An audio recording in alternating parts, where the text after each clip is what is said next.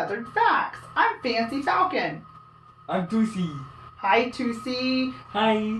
We are going to be talking about what kind of bird today, Toosey? Raven. Awesome. What do you know about ravens? They live in mostly the northern hemisphere. Oh, cool. And the northern hemisphere, what sort of countries or continents are in the northern hemisphere? Do you happen to know? North America, Canada, Europe, Asia. You're right. Part of Mexico, part of Africa. You are so smart, Toosey. Yeah. Okay, so they live in mostly coniferous and deciduous forests. You mean deciduous forests? Deciduous, yeah. Yes, coniferous and deciduous. And remember, coniferous, that is something like pine trees, or they produce cones. And deciduous, that just means they shed their leaves yearly, right? Yeah. So They also live on beaches, islands, chaparral, sagebush or brush, mountains, deserts, grasslands, agricultural fields, tundra, and ice flows. they can pretty much live in any sort of area, right? They're pretty common. They also do well around human habitations, including farms, rural settlements, and isolated houses. Yes, you're right. And we see quite a few ravens and crows because they often are found in the same area, right? In larger towns, they are often replaced by crows. Really? Yeah. And, I've noticed that because whenever we go to school in a small town, and there's more ravens, I've noticed, because where we live is not a super small town, but not a super big town, and there's more crows around here, but where we go to school, it's a small town, and I've seen more ravens than crows, although they occupy the same area often, and that's why people often confuse ravens and crows. But ravens are a little bit larger than crows, correct? Yeah. Yeah. But they look very similar, and they're sort of from that same family, so it's kind of hard to differentiate if you're not a bird expert. What do ravens eat? They eat almost anything they can get a hold of. Oh, wow. They eat small animals from the size of a mouse and baby tortoises up to adult rock pigeons. Oh my goodness, so... And nestling great blue herons. Ooh. What does nestling mean? A nestling is a baby bird that still lives in its nest. Oh, it's not quite to the fledgling stage yet. They're like really tiny babies. And actually, blue herons, I'm not sure if they still are endangered, but they were endangered. They also eat grasshoppers, beetles, scorpions, and other arthropods. Oh, goodness. So, fish. What do they not eat, basically? That's kind nothing. They even eat pet food, berries, grains, buds, and many types of human foods, including unattended picnic items and garbage. Unattended picnic items. Actually, funny story, I saw a raven the other day, and it had like a juice box straw. Which, that's probably not good for the raven, but like they will eat literally anything. You are correct. And when I said, what do they not eat? That was kind of a question I didn't actually... A trick question. ...want you to answer, but it's okay. So... A rhetorical question? Yes, that's what that's called. I was going to see if you knew what that meant. Alright, so, how many eggs do they lay? They lay about 3 to 7 eggs. Oh, okay. Cool. And where do they make a nest, or what does their nest look like? Hold up. Let me go remember. I'll let you go remember, okay. In the meantime, talk about stuff. Talk about stuff. Well, did you know that there is a famous poem by Edgar Allan Poe called The Raven? Poe? Like potato chips? No, not like potato chips. Oh. His last name was Poe. P-O-E. Okay, I remembered. Okay. The nest is about 3 feet then can be around 3 feet long and up to an inch thick from live plants to make up the nest base. Nice. They also there are also like sticks and sometimes bones or wire as well that are piled on the nest platform or wedged into a tree crotch. Oh, okay. And remember, we learned in the other episode, a tree crotch, that's kind of like that Y in the tree. Yeah. Right. And then they are woven together into a basket. Oh, so that's a pretty big nest but I mean, they're decent sized birds.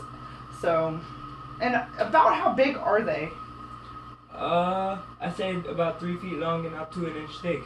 No, the birds, not the nest. Oh, the birds. Toosey. Yeah? We talked about the raven's nest, but where do they make their nests? They build their nests on cliffs and trees and on structures such as power line towers, telephone poles, billboards, and bridges.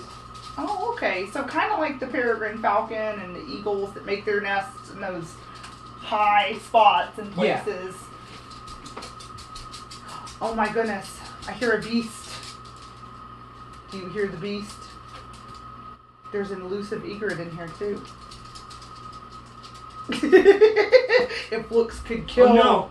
Stay back, beast. I will slay you with my beak. Fun fact, Toosey. You and I were talking about how ravens eat almost anything.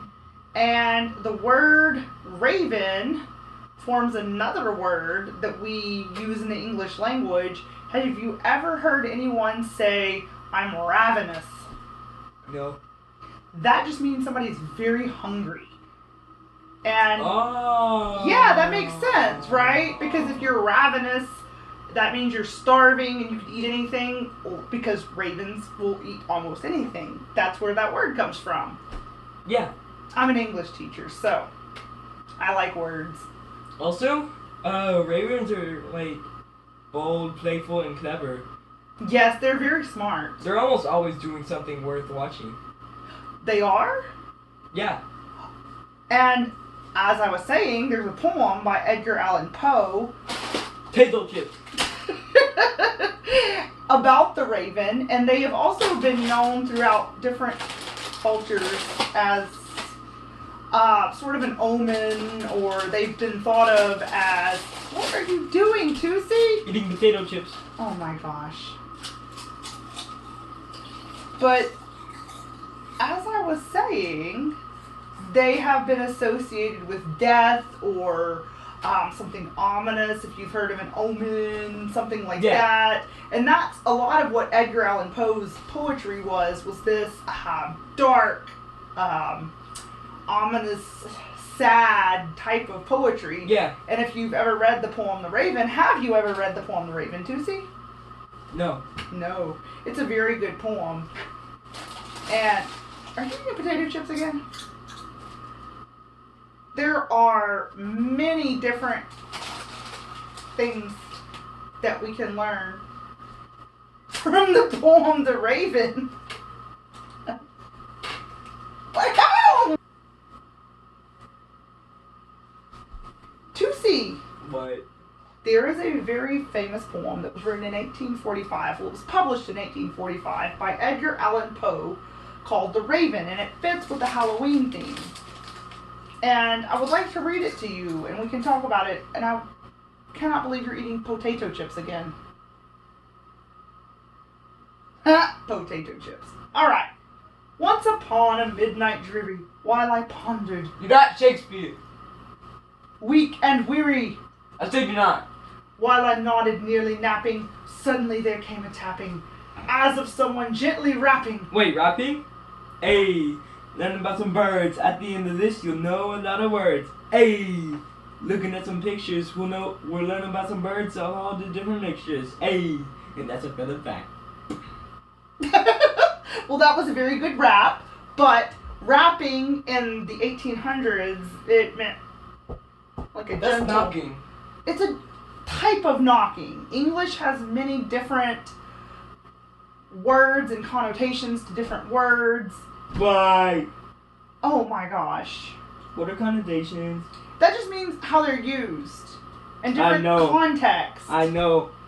So, I know. rapping at my chamber door. 'Tis some visitor, I muttered, tapping at my chamber door. Only this and nothing more. I said enough with the drama. I'm not going to stop being dramatic. This is who I am. I am Fancy Falcon.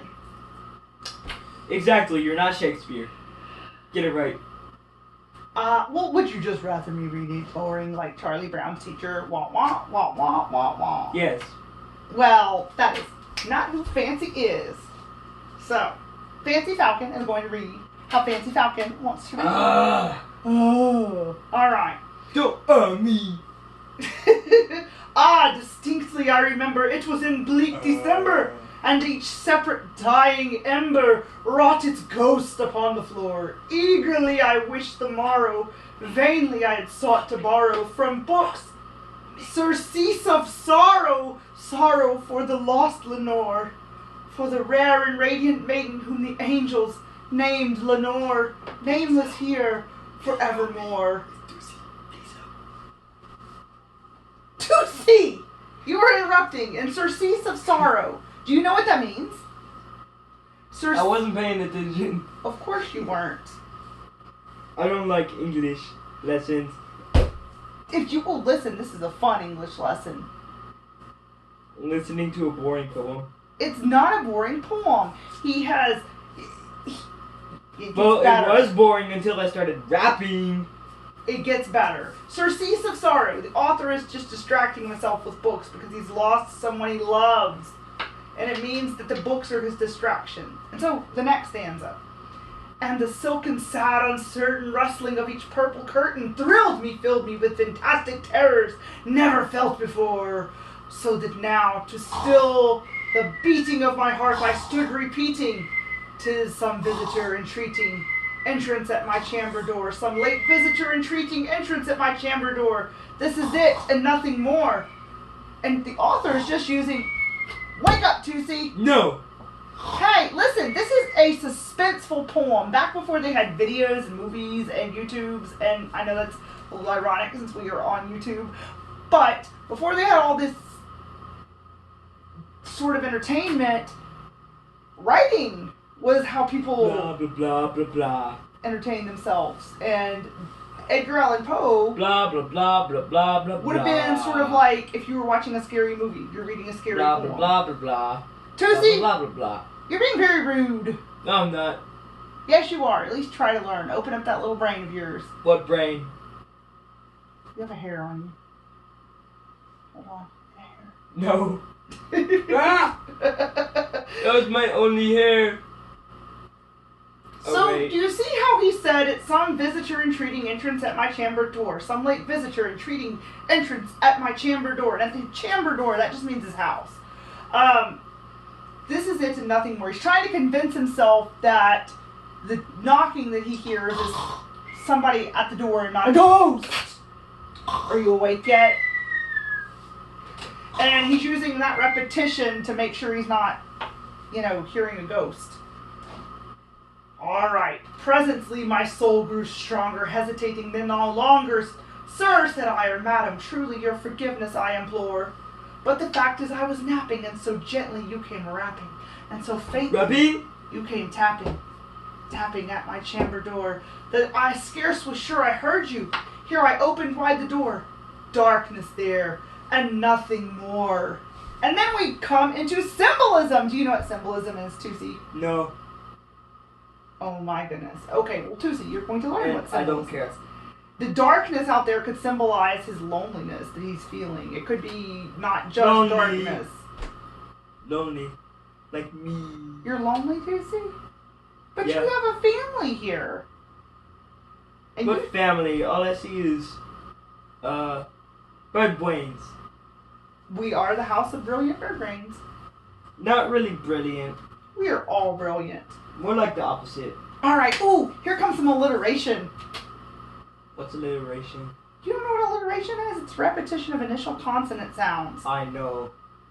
Well, you said you didn't know. I know. Deep into that darkness peering, long I stood there wondering, fearing, doubting, dreaming dreams no mortals ever dared to dream before. But the silence was unbroken, and the stillness gave no token, and the only word there spoken was the whispered word, Lenore. This I whispered, and an echo murmured back the word, Lenore. What's Merely Lenore? this and nothing more. Lenore is his deceased wife. His wife has passed away, and he is mourning her, and that is the point of this poem. And we talked. We do not care. How would you feel if one of your family members had passed away? You'd be sad. No, and tokens don't have feelings. Toucans do too have feelings. No, we don't. Yes, you do. Watch, I'll prove it. What about it? yeah, you at least feel disgust when I pet you like that. Yeah. Alright. Stillness gave no token. In that stanza, that's personification of stillness. Am I boring you, Toosey? Yes. Oh my gosh, but English can be so much fun. So yeah, when rich. it's actually fun. Alrighty. Back into my chamber turning, all my soul within me burning soon I got my tongue tied again. Who tied your tongue? Soon again I heard a tapping somewhat louder than before. Surely, said I, surely that is someone at my window lattice. Let me see what thereat is, and this mystery explore. Let my heart be still a moment, and this mystery explore. 'Tis the wind and nothing more.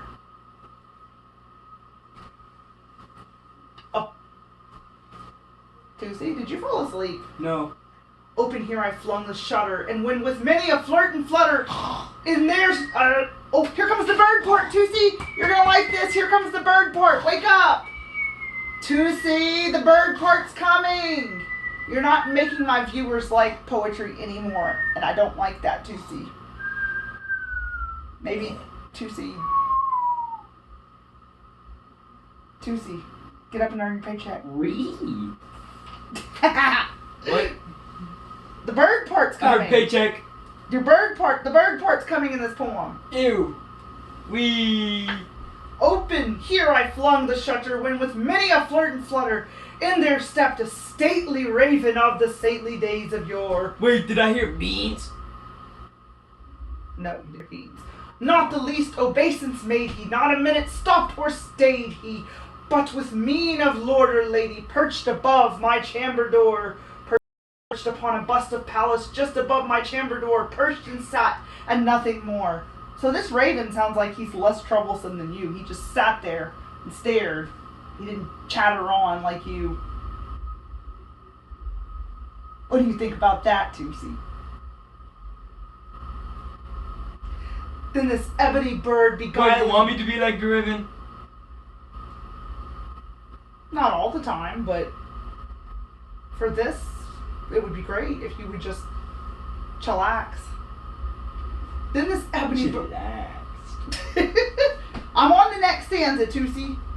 What's a stanza? A stanza is just a section of a poem. If you break down a poem and it goes in stanzas, that's just a section, and it breaks it into different little portions. Ebony bird beguiling my sad fantasy into smiling, by the grave and stern decorum of it the countenance it wore. Though thy crest be shorn and shaven, thou, I said, art sure no craven, ghastly, grim, and ancient raven, wandering from the nightly shore. Tell me what thy lordly name is on the night's plutonium shore. Quoth the raven, nevermore. So the raven says, nevermore. And night's plutonium shore, that is just an allusion to some... Body you want. Oh my. Night's plutonium shore, that is just an allusion to that border between the land of the dead and the living. And it's just suggesting that raven, it's like a sign of death. Remember we talked about ravens being sort of omens, or they were believed to be these omens. Alright, next stanza. Much I marveled this ungainly fowl to hear discourse so plainly, though its answer little meaning, little relevancy bore, for we cannot help agreeing that no living human being ever yet was blessed with seeing a bird bust above his chamber door, with such a name as Nevermore. But the raven, sitting lonely on the placid bust, spoke only that one word, as if in his soul, in that one word he did outpour, nothing further than he uttered, not a feather than he fluttered, till I scarcely more than muttered, other friends have flown before, on the morrow you will leave me, as my hopes have flown before. Then the bird said, Nevermore. And the author there is just sort of talking about friends that he has already lost, and he's seeing that bird as a symbol of death and people that he has already lost in death.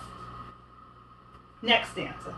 Startled at the stillness broken by reply so aptly spoken, doubtless, said I, what it utters is only stock and store caught from some unhappy master, whom unmerciful disaster followed fast and followed faster, till his songs one burden bore, till the dirges of his hope. Wait. What? Fast Falcon followed him? Unhappy master? I mean, Fast Falcon sometimes is unhappy and you have another hair on your beak. Hold on. Next stanza. Startled at the stillness broken by reply so aptly spoken, doubtless, said I, what it utters is only stock and store, caught from some unhappy master, whom unmerciful disaster followed fast and followed faster, till his songs one burden bore, till the dirges of his hope that melancholy burden bore of nevermore. And that is just saying that the author, Edgar Allan Poe, is trying to convince himself that what the bird said, he just picked up from some human, and it's just kind of like a parrot repeating something. Thank you for acting interested, Toosey.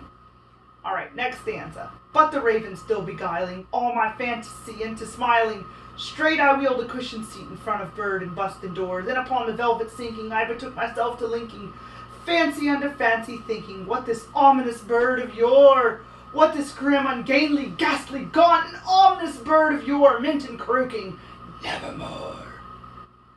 You liked my croak? No. No. Next stanza. This I sat engaged in guessing, but no syllable expressing to the fowl whose fiery eyes now burned into my bosom's core. This and more I sat divining, with my head at ease reclining on the cushion's velvet lining, and that the lamplight gloated o'er, but whose velvet violet lining with the lamplight gloating over, she shall press on nevermore. So he's sitting on the couch and he's missing his wife, and he's like, oh, she's never gonna sit here again. And he's sad. Here comes the spooky part. Then methought the air grew denser, perfumed from an unseen censer, swung by seraphim, whose footfalls tinkled on the tufted floor. Wretch, I cried, thy God hath lent thee by these angels he hath sent thee respite, and nepenthe from thy memories of Lenore. Quaff, oh quaff of this kind nepenthe, and forget this lost Lenore, quoth the raven, nevermore. Prophet, said I, thing of evil, prophet still if bird or devil, whether tempter sent or whether tempest tossed thee here ashore, desolate yet all undaunted, on this desert land enchanted, on this home by horror haunted, tell me truly I implore, is there balm in Gilead? Tell me I implore, quoth the raven nevermore. And balm in Gilead, that is actually a biblical allusion. Do you know what an allusion is, Toothy? It's a reference. I know. You know? Prophet, said I, thing of evil, prophet still of bird or devil, by that heaven bends above us, by that God we both adore, tell the soul with sorrow laden, if that within the distant Aden it shall clasp a sainted maiden, whom the angels name Lenore, clasp a rare and radiant maiden, whom the angels name Lenore, quoth the raven, Lenore! Nevermore. So he's like, am I going to see my wife again? And the raven just goes, nevermore. So pretty sad, huh? Be that word our sign in parting, bird or fiend, I shrieked upstarting, get thee back into the tempest and night's Plutonian shore. Leave no black plume as a token of that lie thy soul has spoken. Leave my loneliness unbroken. Okay, that's a little much. Quit the bust above my door. Take thy beak from out my heart. No! Take thy form from off my door! Not my beak! Quoth the raven, nevermore! And the raven... That's a bit much. You think it's a bit much? Yeah. and the raven never You literally tried to take my beak off. I'm sorry, I just got really into this poem. Poetry's fun. And the raven never flitting, still is sitting on the pallid bust of Pallas, just above my chamber door, and his eyes have all the seeming of a demon's that is dreaming, and the lamplight over him streaming. I got a little okay, let me try that again. Who tied your tongue? And the myself. And the raven never flitting, still is sitting on the pallid bust of Pallas just above my chamber door. And his eyes have all the seeming of a demon that is dreaming, and the lamplight o'er him streaming throws his shadow on the floor, and my soul from out that shadow that lies floating on the floor shall be lifted never more. So do you think it was actually a raven, or do you think that he is just imagining things? Both. Both? Well, he's still sitting there. The raven's eventually going to have to eat. Do you think the raven's a ghost? I don't know. You don't know? I forgot you didn't want an English lesson, did you? Mm-mm. I do not. But, fun fact, the Ravens football team was actually named after this poem because Edgar Allan Poe was from Baltimore. He lived in Baltimore, and the Baltimore Ravens are named after this. Pretty cool, huh? Are you eating potato chips? Yeah.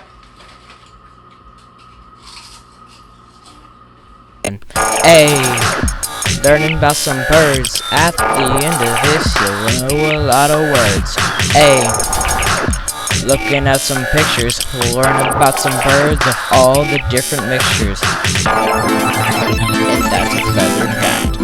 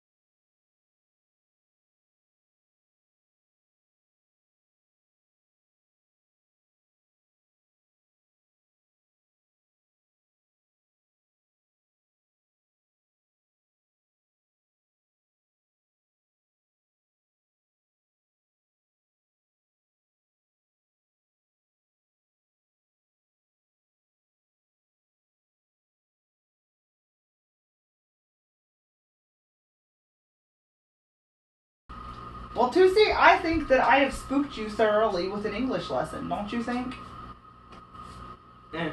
It's Halloween. What could be scarier to you than an English lesson? If you know the voice behind Toosey, you know how he feels about English. Oh, yeah. But Beans. he's getting better at it. He's doing a really good job. And his mother is an English teacher. So... No! Yes! It could be fun! English does not have to be scary. That's the moral of the story today. Beans.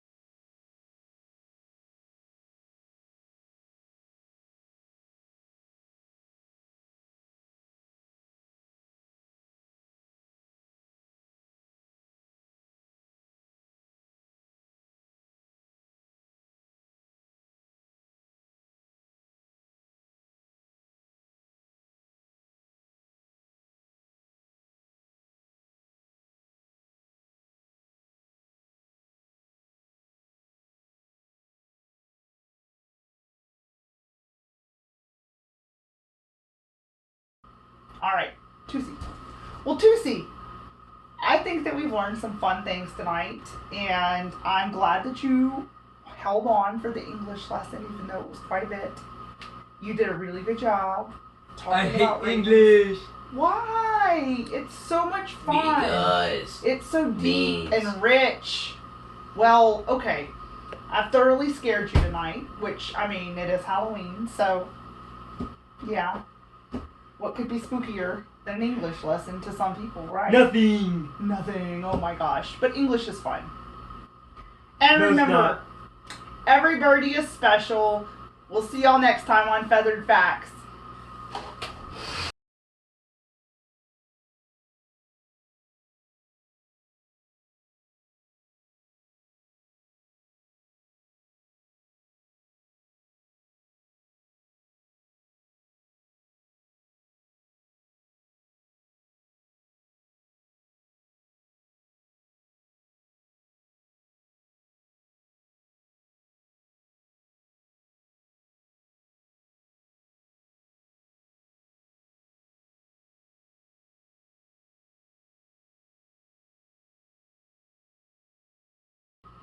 I wish that the people outside would not play their music so loud. I'm about to go yell at them. With language they may not understand.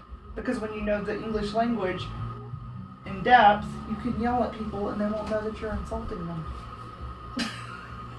I think it's time to stop recording for the night. Alright, 3, 2, 1. Alright.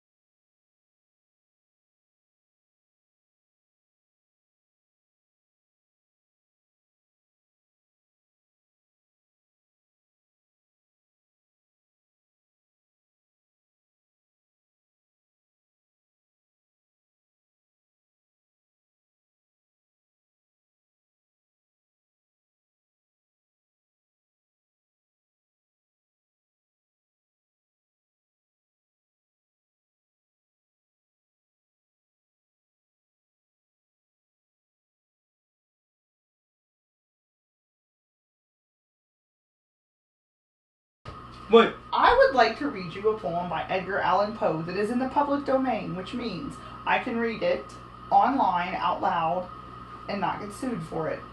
I'm not being paid to get an English lesson. I didn't sign up for this. But it fits so well with Halloween theme. If you listen to the poem and open This up fits your with mind, an English lesson.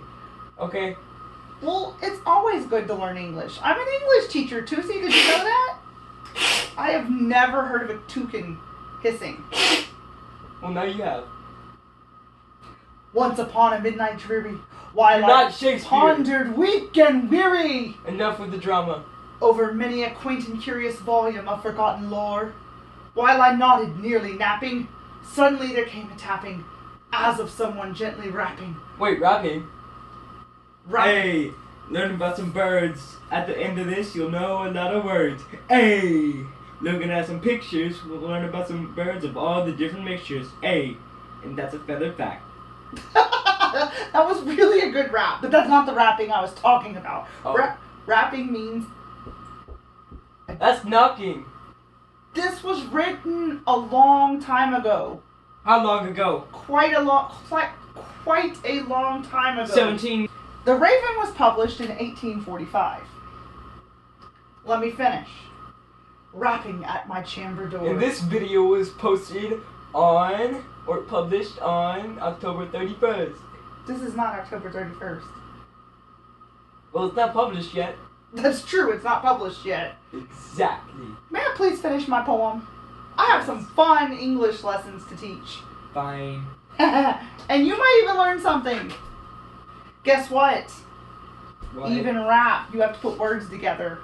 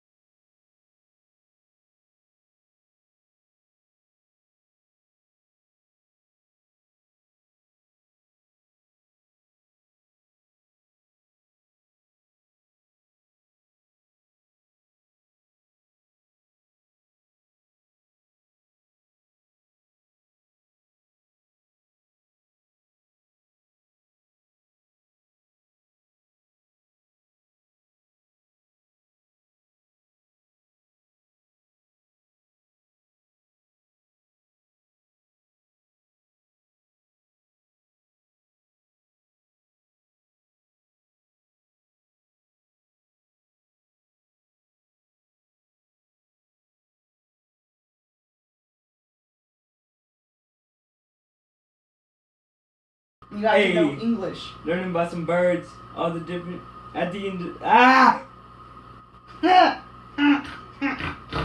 Okay, I'm back to oh my gosh. That was just a mess. That was a mess. Let's start over. Alright. 3, 2, 1.